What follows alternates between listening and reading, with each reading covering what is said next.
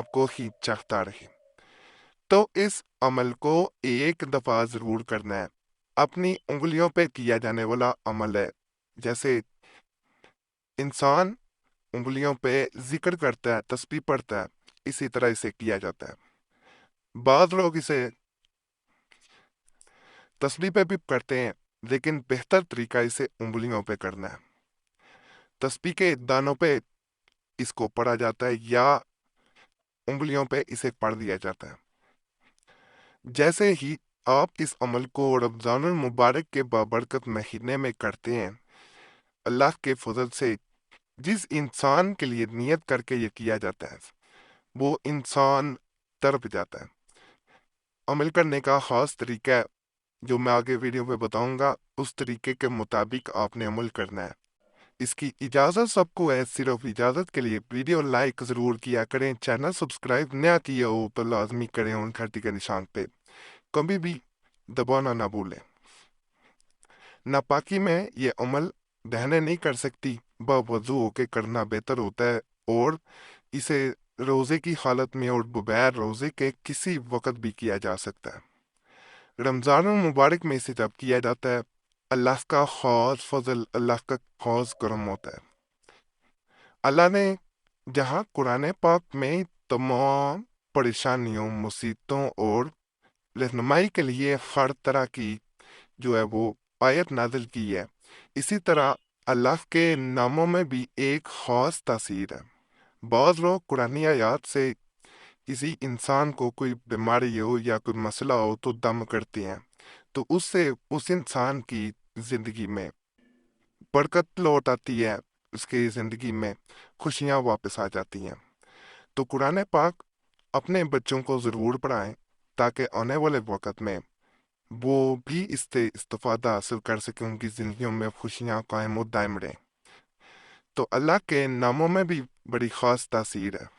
جب انہیں تعداد مقرر کے مطابق پڑھا جاتا ہے، کسی نیت سے پڑھا جاتا ہے، تو اللہ کے فضل سے ان ناموں میں ایسی برکت ہے، ایسی تاثیر ہے کہ جس مسئلے کے لیے اور جس مسئلے کے حساب سے جو اسم پڑھ لیا جائے، یہ صفاتی نام ہے، 99 ناموں میں سے جو اسم آپ کے مسئلے کے مطابق ہے، آپ کے جو بھی حاجت ہے اس کے مطابق اسے پڑھا جاتا ہے، تو اللہ کے فضل سے وہ حاجت پوری ہوتی ہے اور مسئلہ حل ہو کے رہتا ہے۔ اور جب ماہ رمضان المبارک آتا ہے تو اس میں جب انسان عبادات کرتا ہے اور یہ وظائف کرتا ہے تو ان کا خاص فائدہ ہوتا ہے۔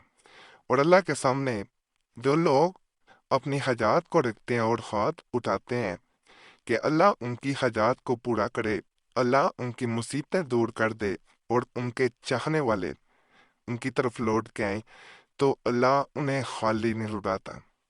تو جس طرح قرآن پاک میں ہر چیز کا حل ہے، اسی طرح یہ وظائف جو ہیں، صفاتی نام جو ہیں، یہ ضرور انسان کے لیے آسانیاں لے کے آتے ہیں۔ آج کا اسم جو میں بتا رہا ہوں، یا عزیزو یا اللہ، اس کو 3 دفعہ اپنی انگلیوں پہ پڑھنا ہے، یعنی ہاتھ کی انگلیاں جو ہیں ان پہ ایک دفعہ پڑھنا ہے، پھر دوسری دفعہ پڑھنا ہے، ساری دونوں ہاتھوں کی انگلیوں پہ پڑھنا ہے، اور تیسری دفعہ دوبارہ پڑھنا ہے۔ ان کی تعداد بھی آپ نکال سکتے ہیں ہاتھوں کی انگلیوں کی۔ اگر ایک ہاتھ کے حساب سے پڑھا جائے تو 14 اور آپ کو نظر آئے گے جن پہ انگلیاں رکھ کے آپ پڑھتے ہیں، اور دونوں ہاتھوں پہ 28 بنیں گے۔ اس طرح 3 دفعہ 28 28 28 کر کے بھی پڑھا جا سکتا ہے، اور ایک تسبیح پہ بھی یہ تعداد نکالی جا سکتی ہے، جس طرح آپ کو آسانی۔ اگر آپ تسبیح پہ پڑھتے ہیں تو اسے 84 دفعہ پڑھا جائے گا، یعنی 3 دفعہ 28 28 28، 84 دفعہ یہ بنیں گے، تو ان کو آپ نے پھر 84 دفعہ 84 ٹائمز پڑھنا ہے۔ لیکن اس کا اصل طریقہ جو ہے وہ انگلیوں پہ پڑھنا ہے، جس کے بعد جیسے یہ عمل مکمل ہوتا ہے، جس کے لیے آپ عمل کر رہے ہوتے ہیں تو آپ کی طرف لوٹ کے آتا ہے۔